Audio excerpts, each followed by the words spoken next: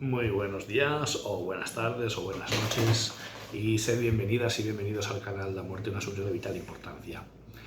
Y en este caso voy a hablar de una cosa que creo que puede generar algo de controversia o puede pues bueno, herir algunos sentimientos, pero creo que es un tema bastante importante, ¿no? Porque no solamente por el tema en sí, sino porque nos ilustra de una manera muy especial el tema de la ética, de cómo las cosas que tenemos en cuenta, ¿no? a la hora de llevar a cabo actuaciones, que algunas veces pues bueno, actuamos de una manera porque se ha hecho siempre así o porque realmente pues venga, que no pasa nada, total, ¿no? Actuamos de esta manera. Y no solamente esto, no solamente este tema nos acerca a algunos principios de la ética que son importantes, sino que además nos enseña a tomar decisiones basadas en el respeto, ¿no? Y además de eso, una tercera cosa que nos puede ayudar es también a mejorar algo tan importante como es la comunicación, ¿vale? Porque a veces nos falla, ¿no?, la comunicación, y creo que este tema nos puede ayudar a entender un poquito mejor el acto comunicativo. Mirad, vamos a hablar de practicar con fallecidos recientes. ¿Esto qué es? Mira, os pongo en contexto. Una persona, estamos en la UCI trabajando, en la unidad de cuidados intensivos trabajando, y uno de nuestros pacientes se muere en ese momento. Nosotros sabemos que tenemos aproximadamente 3 horas hasta que se lleve a cabo, hasta que el cuerpo se empiece a deteriorar, lo que conocemos como rigor mortis, ¿no? Y entonces se acartone y se haga duro. Hasta ese momento el cuerpo va a tener la consistencia que ha tenido siempre, blandita y humana, ¿no? Entonces lo que vamos a hacer es, jolín, ya que estamos aquí y tal, y nadie nos ve, ¿no? Pues vamos a practicar, por ejemplo, la intubación. Oye, mira, se acaba de morir el señor de la cama 8 y tal, y vamos a practicar la intubación con este paciente, ¿no? Porque es una ocasión especial para poder practicar, no le vamos a hacer daño y, bueno, pues practicamos, ¿no? Yo no sé si os parece esto, si os parece bien, si os parece mal, ¿no? Cuando tú lees la literatura acerca de este tema, ves diferentes corrientes y diferentes opiniones. Hay literatura, hay mucha literatura acerca de este tema. Podéis buscar, ¿no?, practicar con fallecidos recientes, newly deceased patients o cosas así, ¿no? Y encontráis mucha literatura. Bueno, pues, ¿qué argumentos hay a favor de este tipo de prácticas y qué argumentos hay en contra? Me imagino que en este momento vosotros ya tendréis una opinión, ¿no? Oye, pues esto está bien o está mal, ¿no? Pero fijaos, la gente que está a favor de este tipo de prácticas dicen, vamos a ver, la práctica de la intubación es real, ¿no? Y no vas a practicar con una persona viva a la que puedes hacer daño, nunca lo has hecho, aunque te está orientando una persona, nunca lo has hecho y podrías hacerle daño. Sabemos que cuando intubamos, y bueno, quien dice intubar, dice poner una vía central, dice hacer un montón de técnicas, ¿no? Porque se puede practicar un montón de técnicas. Entonces, bueno, pues tú piensas, hay gente que piensa, bueno, pues vale, intuba a esta persona que ha fallecido, ¿no?, y no le vas a hacer daño, ¿vale? ¿Por qué hacerlo con una persona viva? Que al final tienes que hacerlo con una persona viva por primera vez, ¿vale? Pues mejor que sea una persona que tenga exactamente la consistencia de una persona viva, no exactamente, porque lo era hace unos pocos minutos, y pues si en un momento dado le rompes un diente o le rasgas un poquito la garganta o te equivocas y intubas esófago o lo que sea, no le va a pasar nada, ¿no? Y lo puedes hacer varias veces hasta que vas cogiendo destreza, ¿no? Bueno, sí, es verdad. También es verdad que hay pacientes que llegan por puertas de urgencia pues con una lesión, un golpe, un traumatismo o una inflamación de glotis por una alergia medicamentosa, de muy difícil intubación, o por ejemplo personas que tienen pues el cuello pequeño, que tienen una movilidad muy reducida, tienen una macroglosia, es decir, la lengua muy gorda, etc. Todos son criterios de difícil intubación, y cuando llegan por urgencias, como el que esté ahí no tenga bastante práctica, podemos tener un problema. Con lo cual, cuando tenemos este tipo de pacientes en la UCI y fallecen, pues hay gente que piensa que es recomendable, no, es que es prioritario practicar con este tipo de pacientes para coger habilidad y cuando nos lleguen por puertas de urgencias no tengamos ningún problema, ¿no? Y podamos salvar una vida o podamos evitar daños mayores como son los producidos por la hipoxia, etcétera, etcétera, ¿no? Bueno, pues bien. Uno puede pensar, vale, pero es que ahora vienen las argumentaciones en contra, ¿no? Vale, pero es que el paciente no te ha dado su permiso. Ni ahora que está muerto, ni te lo había dado antes. Porque no se lo has pedido, ¿vale? Pídeselo, ¿no? Y si te lo da, pues cuando se muera, pues lo haces. Y bueno, pues hay gente que dice, bueno, pues ¿cómo voy a pedirle esto a una persona que está viva? En caso de que murieras y tal, pero voy a morir, ¿no? O sea, esto es difícil de pedir, ¿no? Y es lógico que sea difícil, ¿no? Porque cuando uno ingresa en cuidados intensivos es porque tiene posibilidades de vivir. Cuando tú le estás pidiendo esto, es porque das por hecho de que puede morir y esto puede generar incertidumbre o puede generar miedos o puede generar muchos recelos y muchas cosas, ¿no? Esto es matar para luego poder practicar. Bueno, en fin, el rango de recelos es ilimitado. Pues bueno, pues parece que es complicado preguntar esto. La gente que está a favor de practicar con fallecidos recientes dice, bueno, pues por ejemplo en un hospital universitario, ¿no? Cuando una persona viene al hospital, pues sabe que vamos a practicar con ella. O sea, hay estudiantes de enfermería que te van a poner una vía, hay estudiantes de medicina que van a estar durante tu parto, ahí vas a tener público y van a haber un montón de técnicas, colonoscopias, de todo lo que te imagines que te lo van a hacer personas que están en formación. Por tanto, ¿qué diferencia hay del hecho de que tú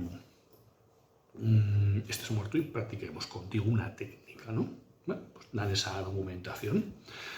Bien, los detractores de este tipo de prácticas argumentan que ¿por qué haces la práctica? ¿Por qué la haces en la UCI, pero por ejemplo no la haces en una unidad de medicina interna? Y la respuesta es porque en la UCI está la puerta cerrada y nadie te ve. Esto es una falta de honestidad, ¿vale? Entonces, es decir, estás haciéndolo a puerta cerrada, estás haciéndolo de espaldas a las personas, estás haciéndolo sin que nadie te vea. Y esto de entrada es una falta de honestidad. Entonces, bueno, pues en este terreno nos estamos moviendo. Hay gente que dice, oye, también podríamos practicar con muñecos, tenemos fantomas y tenemos bueno, pues modelos que están muy chulos y que son muy, muy auténticos, pero sí que es verdad que no tienen la variabilidad y la consistencia de seres humanos. Y otros piensan que pues, podríamos practicar con animales, ¿no? Y de hecho se han hecho muchos estudios con gatos, con otros animales, ¿no? Como simulando la intubación de un neonato, etcétera, etcétera. Pero no son humanos, ¿no? Y no encierran la variabilidad que tú te puedes encontrar en tu unidad de cuidados intensivos, donde vas a encontrar los peores casos, que son los más interesantes, con los que tienes que aprender, ¿no? Bueno, la cuestión, por cerrar un poco este capítulo de los pros y los contras de hacer este tipo de cosas, la cuestión es la siguiente. Esta es mi opinión y esto es lo que yo pienso, ¿no? Y es, bueno, primero, ha fallecido una persona y tenemos fuera unos familiares que están en la incertidumbre. Si les decimos que ha fallecido y nos tiramos una hora practicando o media hora practicando la intubación, estamos haciendo esperar a unos familiares que están mal, que están en duelo, que están preocupados, que no saben lo que está pasando, por qué tardan tanto, ¿no? Bien. Segundo, lo hacemos a puerta cerrada, con lo cual es deshonesto. No está bien, no se lo hemos comunicado. Tercero, ¿hay algún problema en pedir permiso a los familiares para hacer este tipo de cosas? Y claro, y aquí surge el gran debate, ¿no? Ojo, ¿cómo le vas a pedir esto a unos familiares, no? Es decir, ¿en serio? ¿Le vas a decir a los familiares, oye, mira, que podemos practicar con tu padre que acaba de morir? ¿O con tu hijo pequeño de 6 años que acaba de fallecer? Bien, sí que es cierto que antiguamente, yo me acuerdo mucho de una película que trataba el tema de pedir, ¿no?, los órganos a unos padres cuyo hijo había fallecido en un accidente. Esta película, cuando yo era pequeñito, me acuerdo que la vi con mis padres y con mis tíos, y generó mucho debate, muchísimo debate. Hoy en día nadie se plantea no pedir los órganos. Lo que pasa es que lo hacemos de una manera que es muy correcta en la mayoría de los casos, ¿vale? Hay unas personas que son coordinadores de trasplantes que están entrenados en comunicación y que saben acercarse a la familia de la persona que ha fallecido y que saben hacerlo por pasos y que saben cuándo retirarse y cuándo dejar de insistir o no insistir en ningún momento, simplemente de la manera más tierna posible comunicar, ¿no?, que pues sería interesante para ayudar a otras personas, ¿no? Hoy en día esto lo hacemos y nadie se plantea que esté mal hecho. Entonces, ¿por qué no les pedimos también a los familiares que nos permitan practicar con su ser querido? Lógicamente esto hay que hacerlo de una manera profesional. Bien, y entonces, fijaos, hay un estudio que a mí me gusta mucho de unas enfermeras que creo que es en Suecia, pero no estoy seguro, creo que es en Suecia. Estas enfermeras lo que hacen es que en una UCI de pediátrica, lo que hacen es que piden a las familias, a los padres y madres de los niños que acaban de fallecer, les piden permiso para practicar con su hijo. Y yo os pregunto, ¿qué pensáis que dijeron el 60%? Es decir, 2/3 de las personas. ¿Qué creéis que dijeron?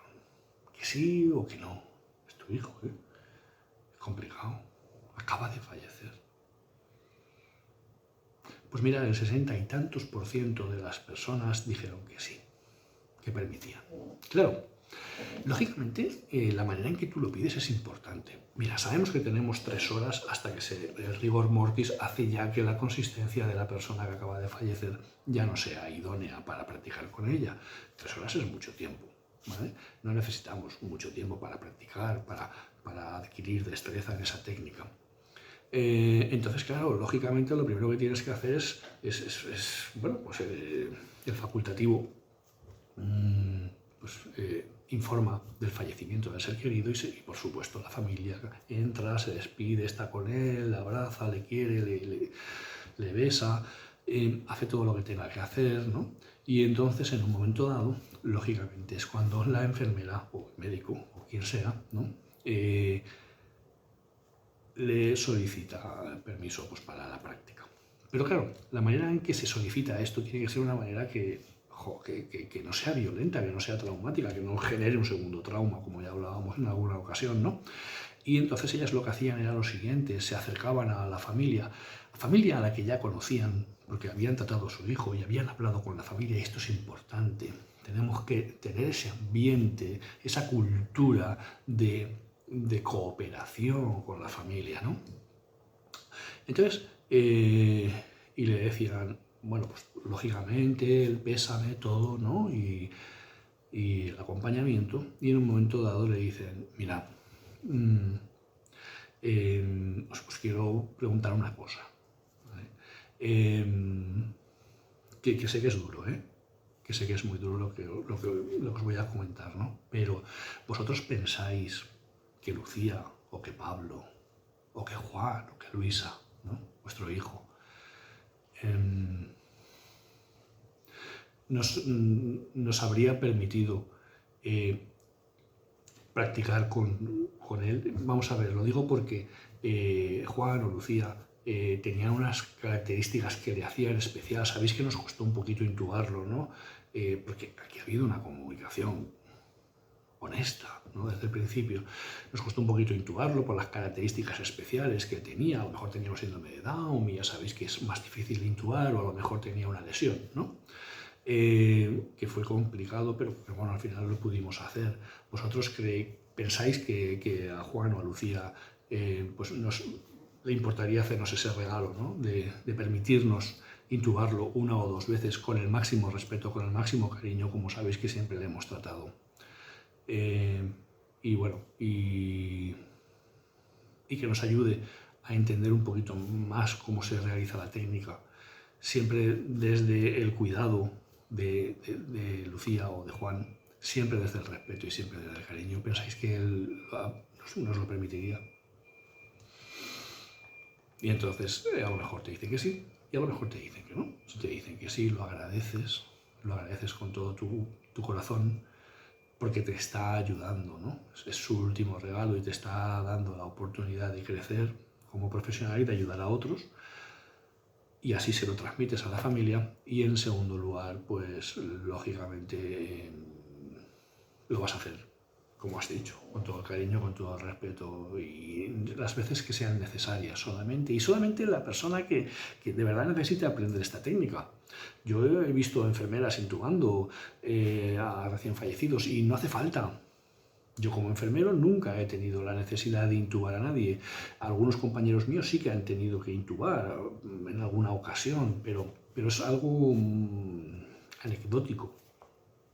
¿Vale? Porque han querido hacerlo, pero no porque haya habido una necesidad urgente o imperiosa. Entonces, la persona que haga esta técnica, que sea realmente la que la va a hacer luego, ¿no?